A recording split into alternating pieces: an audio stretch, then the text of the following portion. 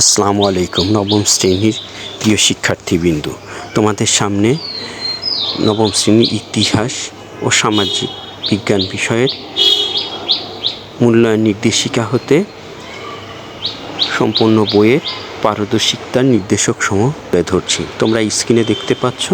প্রয়োজনে পজ করে স্ক্রিনশট নেবে, সেই অনুযায়ী প্রস্তুতি নেবে। সামনে তোমাদের ষান্মাসিক সামষ্টিক মূল্যায়ন আসন্ন, অতএব দ্রুততার সাথে প্রস্তুতি গ্রহণ করবে। তোমরা স্ক্রিনে পারদর্শিতা নির্দেশকগুলো দেখতে পাচ্ছ।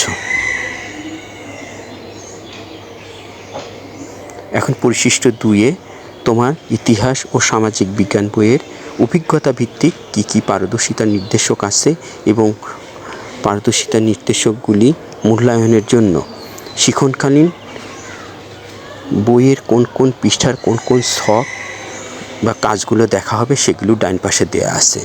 তোমরা এগুলি লক্ষ্য করে বইয়ের সেই পৃষ্ঠাগুলি সুন্দরভাবে পূরণ করবে, তবেই দেখবে সফল হতে পারবে। এরপরে আছে আচরণিক নির্দেশকগুলো। এগুলি তোমরা আগে থেকেই জানো, প্রত্যেক বিষয়ের জন্য একই আচরণিক নির্দেশক, কিন্তু প্রত্যেক বিষয়ের শিক্ষকই এগুলি মূল্যায়ন করবে। অতএব তোমরা খুব ভালো করে প্রস্তুতি নিবে। পরিশেষে আমার ভিডিওটি ভালো লাগলে লাইক করবে, কমেন্ট করবে, বন্ধুদের মাধ্যমে শেয়ার করবে এবং সাবস্ক্রাইব করবে। আল্লাহ হাফেজ। আসসালামু আলাইকুম। সবাই ভালো থাকবে, সুন্দর থাকবে।